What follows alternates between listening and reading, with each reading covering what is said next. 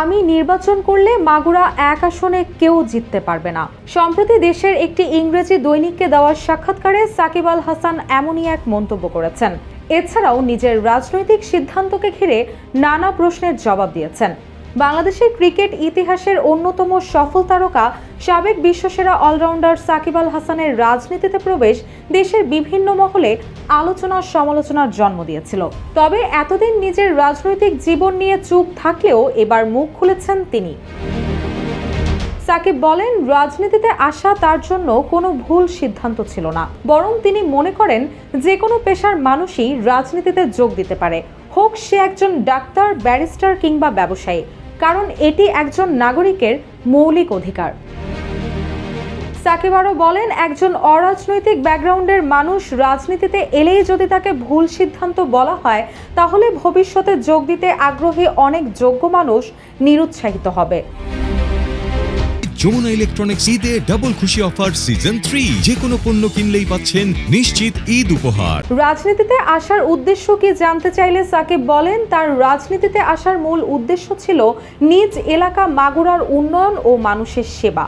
তার মতে, একজন সাধারণ ব্যক্তি হিসেবে সেবার সুযোগ সীমিত, কিন্তু সিস্টেমের অংশ হয়ে কাজ করলে বৃহৎ পরিসরে পরিবর্তন আনা সম্ভব।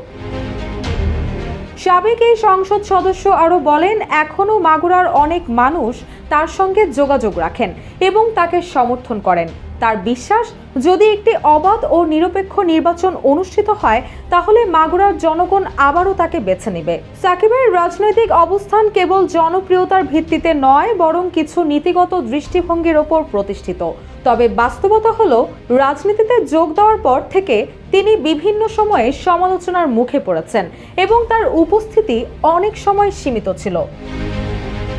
এদিকে সাকিব তার অবস্থান ও অভিজ্ঞতা থেকে যে দৃষ্টিভঙ্গি উপস্থাপন করেছেন, তা দেশের রাজনৈতিক সংস্কৃতিতে একজন নতুন ধরনের অংশগ্রহণকারী হিসেবে বিবেচিত হতে পারে। তবে সময়ই বলে দেবে তার এই পথ চলা ভবিষ্যতে জনগণের আস্থা ও প্রত্যাশা পূরণে কতটা কার্যকর হয়। সাকিব তার বক্তব্যে দাবি করেন, তার রাজনৈতিক যাত্রা নিঃসন্দেহে আলোচিত। এছাড়াও তিনি নিজের সিদ্ধান্তে বিশ্বাস রাখেন এবং ভবিষ্যতে আরও ভালোভাবে সেবা দিতে প্রস্তুত। জনগণের আস্থা, কার্যকর কাজ এবং স্বচ্ছ রাজনীতি হবে তার এই যাত্রার প্রকৃত মূল্যায়ন।